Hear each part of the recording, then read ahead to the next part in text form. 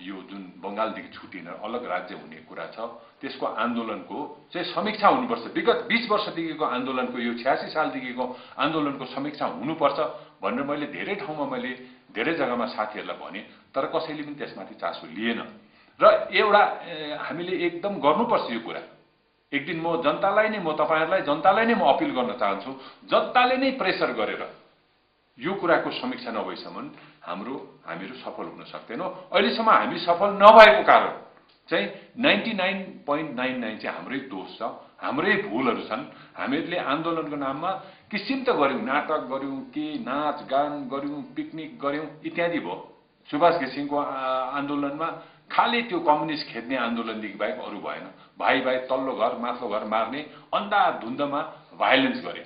त्यसको कुनै एउटा कुनै एउटा मोटिभ थिएन, त्यसको कुनै एउटा माने दिशानिर्देश नै थिएन।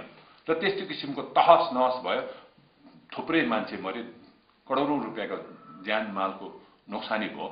अन्तमा गएर त्यो काउन्सिलमै गएर सम्झौता गरेर गोर्खाल्यान्डको डिमान्ड यहाँ हामी टुङ्ग्याउँछौँ, ड्रप गर्छौँ भनेर एउटा एकर्ड सही भयो 1989 मा।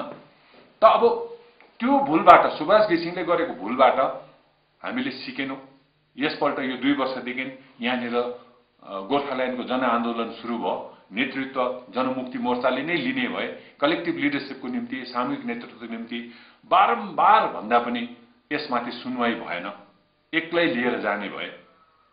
जब त्यो 8 नोभेम्बर 2007 सालको दिन फर्स्ट अल पार्टी मिटिङ भएको थियो, त्यो मिटिङमा मैले स्पष्ट रूपमा सबै साथीहरूलाई भने कि यो आन्दोलन चाहिँ के को निम्ति हो त?